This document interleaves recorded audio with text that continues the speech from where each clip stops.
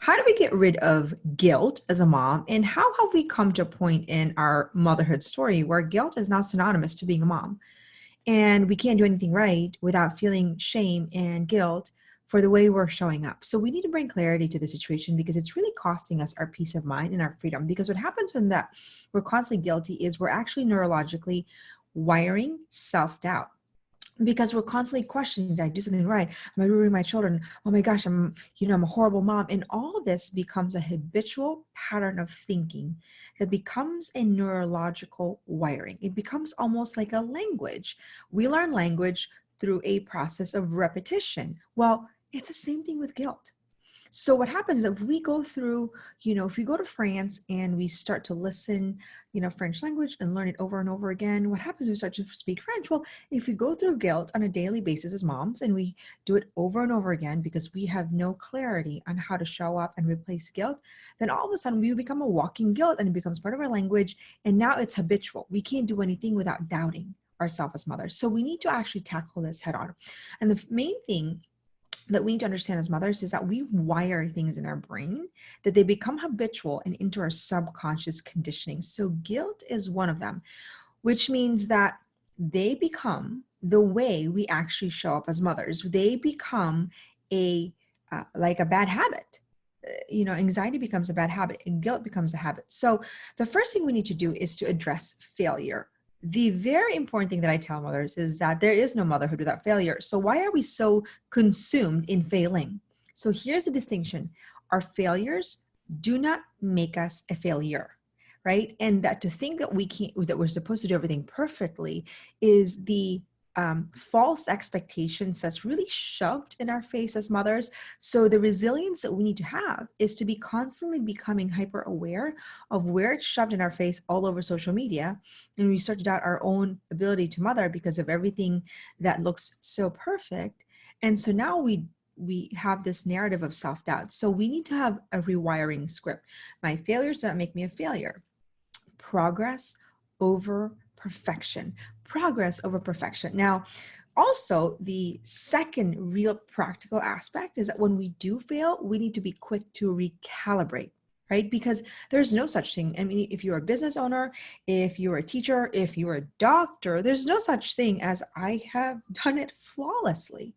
And that's really kind of what motherhood is about. Motherhood, the metric of our success as mother has become perfection, which is so damaging, which is why we have a high rise of postpartum depression and this idea of resignation as mom, as though, I'm just going to give up, or we've this constant need for pleasing and proving ourselves because the metric of the metric of significance has become perfection. We need to eradicate and replace it so that we don't have mothers who are living constantly in survival mode because they're pleasing and proving that they're good enough. We need to replace that narrative. So the second thing that's really important is that we need to remember that our worth, our value as mothers do not change based on our performance. They do not change based on our imperfect way we parent, the way we discipline. It remains intact. It is divinely given and is not subject to change based on the way we mother or not mother, imperfectly or perfectly. The problem is that we've been conditioned that our worth is based on the opinions of what everyone else thinks how we're doing, which we get so distraught. And so this is also a neurological wiring as mothers. We need to be very clear that my worth is objective, divinely given, and not subject to my result as a mother. If my kids are not disciplined, that does not make me less valuable mother.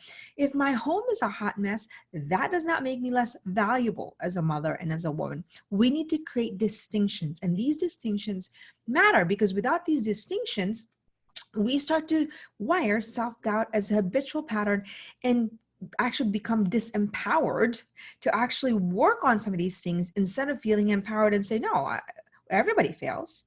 Permission to recalibrate, progress or perfection. Today, we're going to start over again and building that motherhood resilience. And I think the last thing that is really important is that nobody's teaching us how to rewire our brain as mothers. Nobody prepared us to be mothers.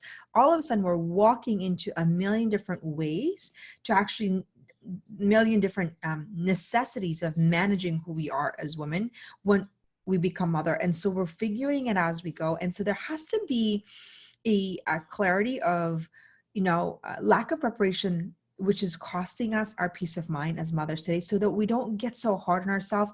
But more importantly, we don't also get so hard on other moms and other women, that we actually built a place of collaboration and compassion, as opposed to kind of judging and being critical and competing. And I think that's a very important part of the healing that has to happen in the motherhood conversation, where we're now steeped into a life of depletion as a norm, as opposed to actually abundance, wholeness. And motherhood is not an exchange of life. I'm not here to give life and be robbed of my own life. Motherhood is meant to be an expansion of life. I want to look at my children and say, you're the reason why I have so much more life to live and give. The problem is that we haven't been properly trained enough. So if you want more information how to train yourself as mother, please go to our website, januarydonovan.com. And also you can go into our Facebook group and Instagram and follow us, The Woman's School.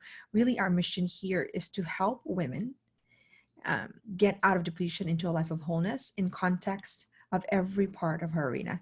My name is January Donovan, founder of The Woman's School, and extremely grateful to be doing the work that I'm doing in shifting the next generation of women.